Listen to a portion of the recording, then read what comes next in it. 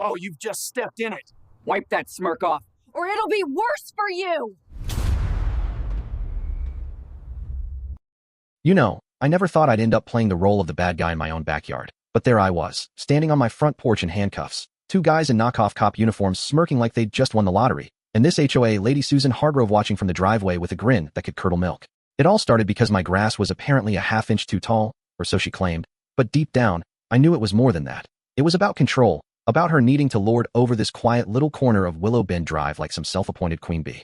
As the chief of police in our mid-sized town, I'd seen my share of bullies hiding behind badges or bylaws, but this one hit home literally, and it tested every ounce of patience I'd built up over 25 years on the force. Let me take you back to how it all unfolded, like I'm sitting here with a cup of coffee, replaying it in my head, because honestly, it's one of those stories that still makes me shake my head and chuckle a bit, even though it could have gone south real quick. I just moved into this house on Willow Bend, a cozy two-story with a wraparound porch and these massive maple trees that whispered in the wind. Bought it after my wife, Emily, passed a couple years back, figuring it was time for a fresh start away from the sirens and the late-night calls. The place smelled like new beginnings, you know, fresh-cut lumber and that crisp autumn air, with boxes stacked like some chaotic game of Jenga in the living room, one marked kitchen essentials, another old case files burn if bored, which was Emily's joke about my endless paperwork from SWAT days and now running the department. Grandpa Jack, God rest his soul, he'd always said a man's home is his fortress, but only if you keep the drawbridge up against the wrong kind of invader. She was a World War II vet, taught me to fish, to aim straight, and to sniff out a phony from a mile away, always preaching about real order, the kind that protects folks without stepping on their toes. For the first few weeks, it was bliss-pure, unfiltered quiet. I'd wake up to birds chirping instead of radio static, wave at my neighbor Frank across the street, this burly guy with a laugh like thunder who was always out there tinkering with his vintage motorcycle, and the Ramirez family next door, young couple with two kids who dropped off a basket of homemade tamales on day one, saying welcome to the neighborhood. It felt like a real community, not the tense standoffs I'd dealt with in the city, and I started unpacking not just boxes but years of stress, setting up a little woodshop in the garage where I could carve out some peace, literally, whittling away at old oak scraps while thinking about Grandpa's stories of standing up to tyrants overseas. But then, one morning, I spot this neon yellow slip tucked under my truck's wiper. Me personal ride, an old Ford pickup that's seen better days, and it's this violation alert from the Willow Bend Homeowners Association, claiming my lawn's edging wasn't crisp enough, fining me $75, signed by Susan Hargrove, president.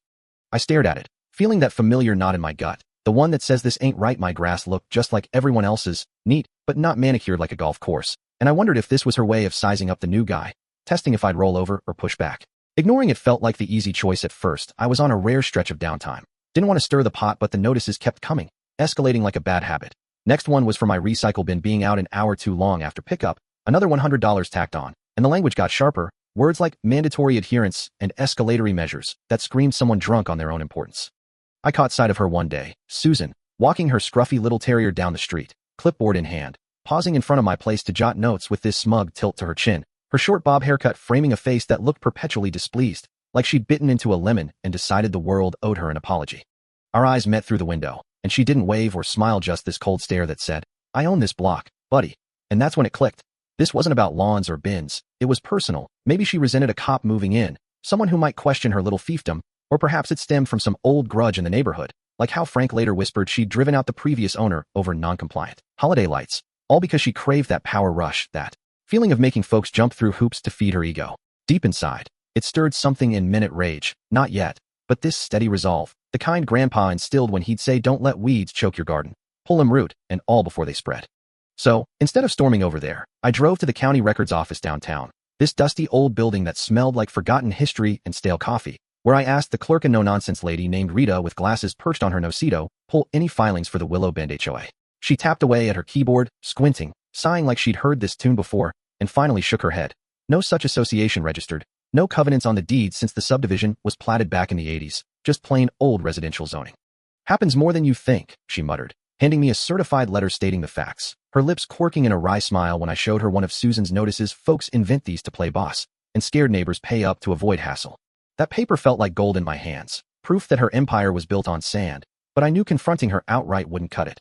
Bullies like her don't back down easy. They'd pivot, maybe target someone weaker, like the elderly widow down the block who'd confided in me about similar harassment, or the Ramirez kids who played too loudly for her taste. No, I needed to let her dig her own grave deeper, give her rope to hang herself with evidence that'd stick in court, so I started prepping like it was a stakeout, turning my house into a subtle fortress without tipping my hand. I rigged up these discreet cameras from my old gearbox, ones that captured faces and plates crystal clear, wired to a private server in the basement, swapped a button on my flannel shirt for a tiny mic that picked up whispers from 50 feet away, and slipped on this plain black ring that looked like a fitness tracker but sent an encrypted alert to my right-hand lieutenant, Sarah Jenkins, with a double tap of audio. Video feeds straight to her desk. Sarah was my anchor at the station, sharp as a tack with a dry wit that could deflate any ego. I called her up on the drive home, keeping it casual.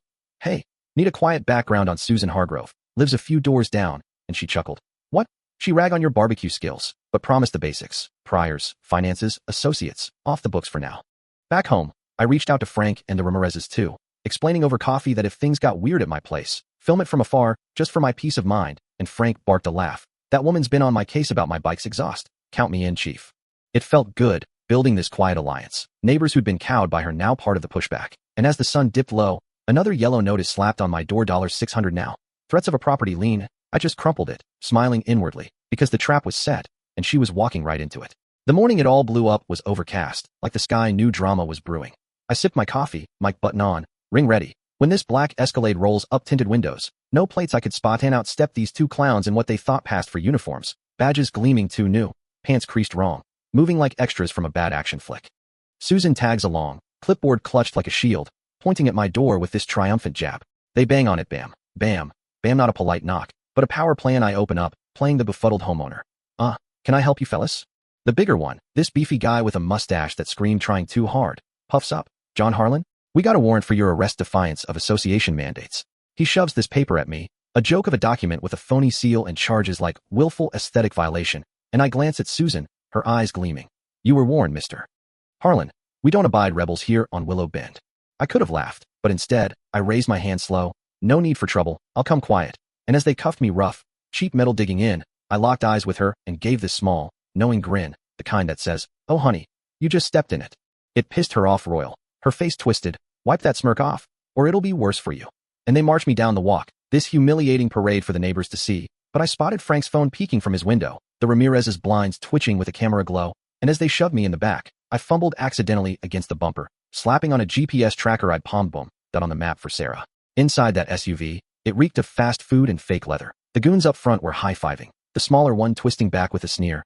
Should have paid up. Old timer, now you're gonna learn respect. I stayed silent, stone-faced, letting their chatter roll, talking about the $400 Susan slipped him for the gig, how they dumped me in some lot to think it over, and all the while, my thumb tapped the ring. Alert sent, feeds live. Sarah would have mobilized by then, calm as ever, coordinating unmarked units to shadow us without spooking him, and sure enough, as they weaved toward an old warehouse district, I felt the vibe shift. They didn't notice the van ahead slowing him down, or Ramirez's truck me solid sergeant, ex-Marine built like a tank pulling alongside, or the sedan boxing from behind. Brakes screeched, we jerked to a stop, and suddenly it's chaos, real cops swarming, tactical vests, weapons drawn. Police. Hands where we can see him, no. The goons froze, faces draining white. The big one stammered, this is a mistake, as Ramirez yanked him out, slamming him on the hood, cuffs clicking real this time. A young officer unlocked me. You good, chief? And I stepped out, rubbing my wrists, watching him get Mirandized, their tough act crumbling into whimpers. It was just a prank. Manway didn't mean. But we'd already found their stash. Fake badges in the glove box, a binder of Target addresses including mine, wads of cash from scared folks, even a pistol with the serial scratched off Federal beef right there. From there, it snowballed. We tore that SUV apart, found a burner phone pinging straight to Susan. Job done, she texted, chilling in its casual menace, and keys to a storage locker under her name. Ramirez led the team there, a nondescript place off the highway, and inside Unit 147, Jack Potan improvised office with filing cabinets stuffed full, files on Willow Bend victims, including that widow who'd paid thousands over improper bird feeders, notes profiling M as easy marks, plus ledgers for fake LLCs funneling cash to her accounts, over $300,000 sitting pretty. It wasn't just our street. She'd spun this web across town, fake HOAs in Pine Ridge, Elmwood Heights, spraying on newcomers, seniors, anyone who'd rather pay than fight. All because, from what Sarah dug up, Susan had lost her own home years back in a real HOA dispute, twisted it into this vendetta, convincing herself she was restoring order, while lining her pockets and roping in a couple of gullible neighbors as board members with promises of cuts or threats of exposure. We timed the raid perfect. Her executive meeting that night in her garage, overheard via a directional mic as she ranted to her two cronies. Harlan's a problem. If those idiots botched it, heads will roll. This association demands loyalty. I signaled the team, Ramirez, a few trusted officers creeping through backyards, and we burst in. Police freeze. Her lackey's hands shot up, babbling apologies, but Susan bolted for the house door. Shrieking like a banshee, you can't touch me. I'm in charge here, shoving Ramirez, who didn't flinch, grabbing her arm firm but fair. I stepped up, cuffs in hand. Susan Hargrove, you're under arrest for extortion, fraud, racketeering the works. She spat fire. I'll ruin you, you meddling cop. But as the metal clicked, her fight drained, eyes darting to her board, now in zip ties, the neighbors gathering outside under the flashing lights, whispering in relief. Leading her to the cruiser, she hissed one last time, this isn't over. But slamming that door felt like justice served, the street exhaling after years under her thumb. A few months on, courts wrapped it tight. Her goons pled down, the driver eating federal time for the gun, but Susan? 15 years federal, plus probation, assets seized, restitution flowing back to victims' liens lifted, folks like the widow getting checks with interest, even spurring takedowns of copycat scams nearby. Willow bends back to normal kids playing, Frank's bike roaring without grief, me carving in the garage with Grandpa Jack's photo watching approvingly, reminding me rules are for protecting, not punishing. But here's the thing that still nags. Was Susan just a monster? Or did the system reel HOAs with their petty powers plant that seed, letting folks like her twist it into something toxic? Makes you wonder about the fine line between community and control, right? Hey, if this hit home, drop a like, subscribe for more real-life tales from the badge, and tell me in the comments what's your wildest HOA horror story, or do you think these associations do more good than harm? Let's chat about where justice really lies in our backyards.